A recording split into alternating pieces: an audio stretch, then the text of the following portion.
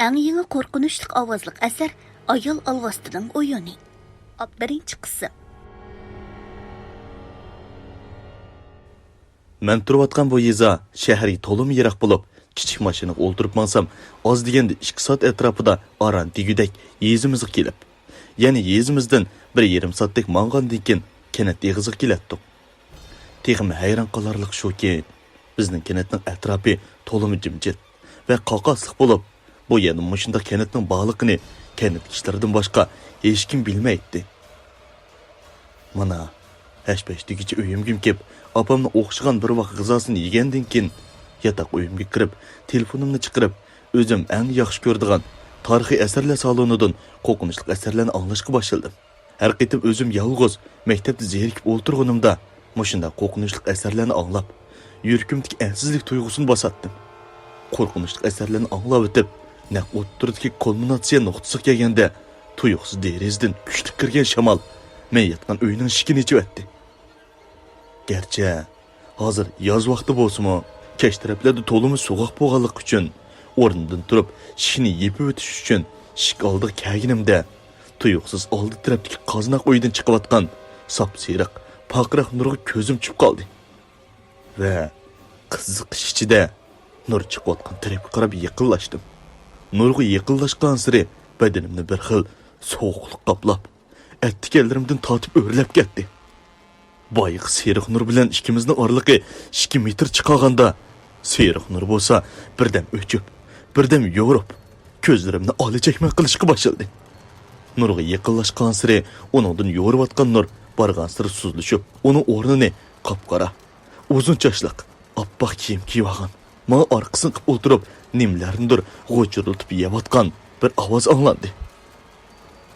Uning gavdasi qarmoqqa bir ayol kishiga o'xshaganlik uchun balkim bir qo'rsiq oshqogan qiz bola bo'lsa kerak deganlarni o'ylab, uni asta noqdim-yu, ichimda ming pushaymonlarni qilishga boshladim. Chunki opam dadamlar odat qoznaq uyda ko'ninas keraklardan boshqa kiyim-kechaklarni va sesib qilishning oldini olish uchun go'shtlarni akirib, osquq esib qo'yatdi. Osquqqa qaradim. Rost degandek, boyatdagi dadam akirib esib qo'ygan bir put go'sht ko'rinmaydi. Yuragim eg'izimga kaplashib qolay degan shu paytda boyiq orqan qilib o'tirgan ayol asta men tarafga qarab o'rlashga boshladi. Uning singan yuzini ko'ribla put qo'limda jon qolmadi. Chunki uning yuzlarining go'shtlari titilib, yop-yeshil suyuqlik eqib, chiroyini ilg'i qig'ili bomba so'p ketgan bo'lib, pol tep chiqqan o'tkir lahangda qop-qora tishlari bir odamni qo'rqitib, tirik o'ltirishga yetib boshatdi. U orqaga o'rilib, bir nimalarni deyishga boshladi. Lekin uning gaplarini men hech tushunadigan emas edim. Eng yaxshisi, sog' vaqtimda bu menga changal silishdan burun chikitib olay deganlarni o'ylaganimcha, orqamga yenishim bilan uning tushuniksiz gaplari orqamdan tuyuqsiz chiqqan toz degan so'z bilan nervam 40 gaz o'rlashga boshladi. Odatda mush toz degan so'zni anglasamla, meni toz degan shu odam bilan qiyirishib qolatdim. Opam meni bir qitim erkilatib, tozalab qo'yganlik uchun ichimda qattiq ochiq saqlab, bir hafta opam aytgan tomoqni yemay qo'ygandim. Chunki beshimni o'ttirdi choyshoq bo'lsa-mu, mening savalikim emas-da. Odamlarni qo'yib, endi bu jinningmi mening laqimimni chaqirayotganiga qo'sqim ko'pib, orqamga burildim-da, uningga o'zimni bir ko'rsatib qo'ymoqchi bo'ldim.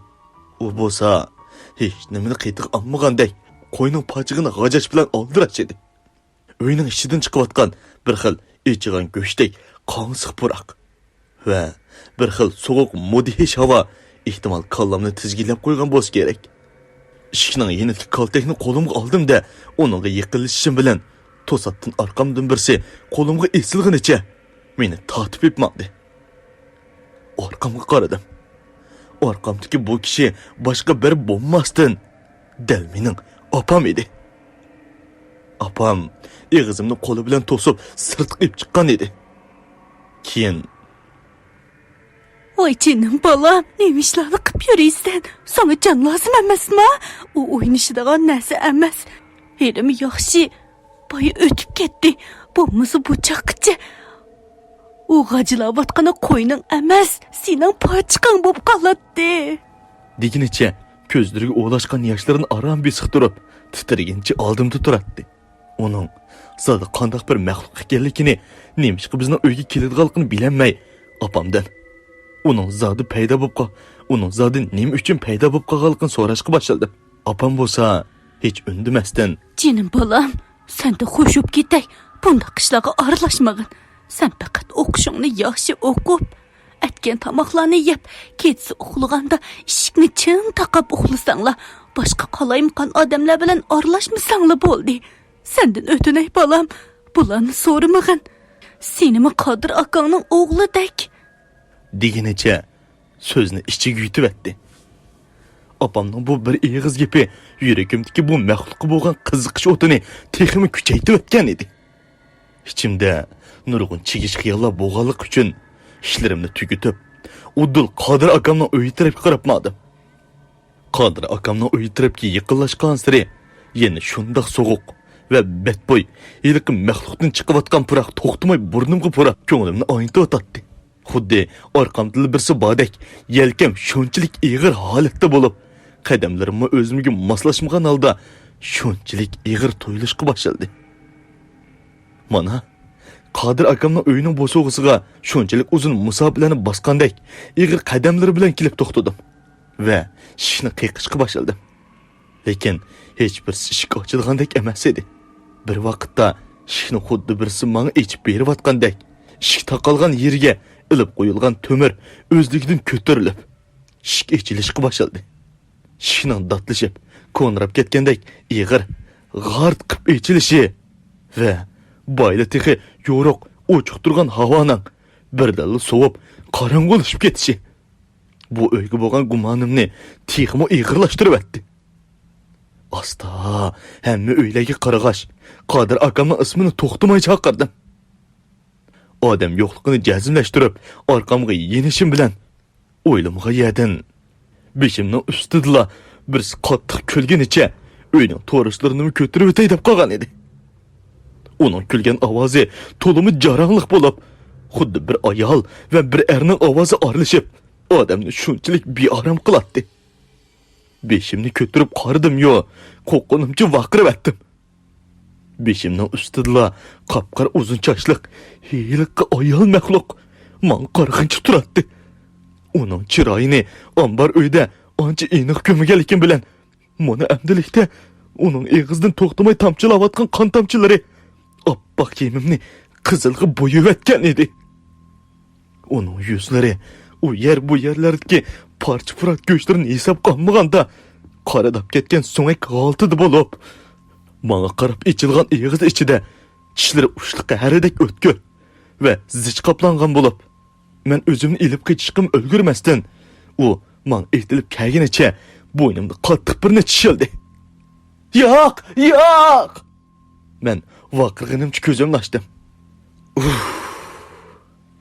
Hanim bo'lsa tushimkanda deganimcha chiliq terga cho'milgan va xuddi urib chiqib etgandek ig'ir qotlashib ketgan badallarim bilan o'rnimdan turdim. Opamni ehtimol mening vaqirgan ovozimni anglagan bo'lsa kerak. Tezlik yugurib kelib, "Jinim bolam, bir ish yo'qdi sana" deginicha yenima kirdi. Opamning chiroyidagi ansizlikni ko'rib, "Hay yo'q, opa, hech yo'q. Faqat shu qor besib qopti. Men kiyimlarimni almashtirib olay-a?" deganimcha, opam chiqib ketgandan keyin o'zimni to'ymagan holda yuragimning o'dilni ching besib, ichimdagi qo'rqinchni sal besiq turgandan keyin xiyol dengiziga g'arq bo'lishga boshladim. Qo'rqqanga qo'sh ko'rinar degandek, xuddi bu alvosliq oshiq bo'lib qolgandek, nimandaq tushlarni ko'rib yuradigandim men. Texi hech yerimni emas, bo'ynimni tishligini ko'mamdigan. Deganimcha o'zimni tuymayla dolamni o'lig'ash, qo'llarimni mo'ram tarafga opirib cho'chigunimcha turibli qoldim. Chunki bo'ynimni silg'an siri ro'shan og'riqni his qilmoqda edim. Nima shub ketdi bu? Deganimcha aynakni ilib bo'ynimga qaradim. Rostli bir tishlagandek tishning izlari turadi. Opla, kechida kelib meni tishlab qo'ymaganda bu alvasti. Mushkemkekchi bir qizning qo'lining uchini tutib baxmay turib, alvastiga bo'ynimni tishiltib yurganimni ko'mamdigan. Boshqalar anglasa, nima sachchilik bu? deganlarni o'ylaganimcha yaqisi egizrak ko'ylakni kiyginimcha oshxona uyga chiqdim. Oshxona uyda onam ko'z yoshlarini qo'llarida etganicha bir tarafdan ustil retlab o'tadi.